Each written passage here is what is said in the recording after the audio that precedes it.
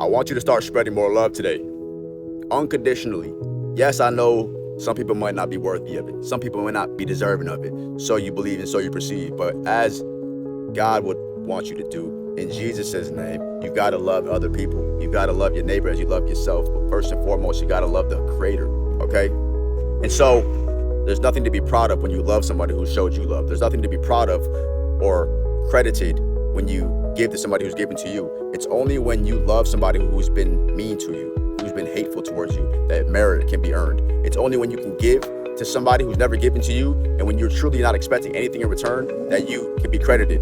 You see, we live in a time and we live in a world right now where everybody is so negative, everybody's so down and out, everybody's really tense. Well, not everybody, but there's a lot of this going on in the world. And so you're going to see that. You're going to be surrounded by it. And it's going to be your choice whether you want to participate or disintegrate. See, you can be the change today. You can make the change.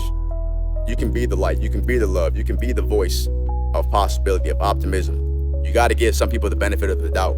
Because as Jesus said, forgive them, Father, for they not know what they did. A lot of these people just don't even know what they're doing for real. So we have to pardon them. It's not to say that, oh, we can't understand who they are and how they are, but we have to forgive, right? We have to forgive. We have to show love still, right? If you're holding grudges, if you're holding on to animosity, if you're holding on to hate and envy, jealousy, or any of these type of things, it's really just like drinking poison and hoping that the other person gets hurt. There's no gain in that, chosen one. It's just going to create more turmoil within your soul, more stress within your spirit, when the solution is very simple: love.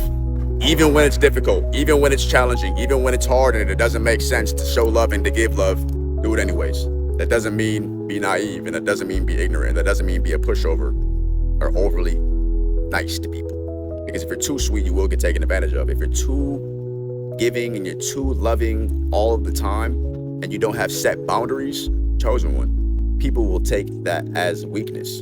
So you've got to have the fine balance between love and self-respect. When you have real self-respect, you administrate your love differently.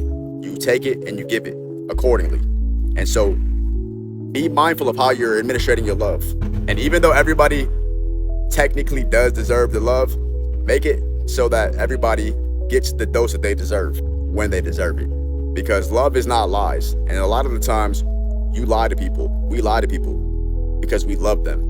But love is not lies. You've got to be real. You've got to tell them the truth. You sometimes have to make people uncomfortable. You sometimes have to make them upset to show them that you love them. That's because there is such thing as tough love, okay?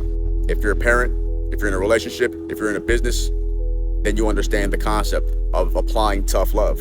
It's absolutely critical that you understand this concept, chosen one. But at the end of the day, love is the answer.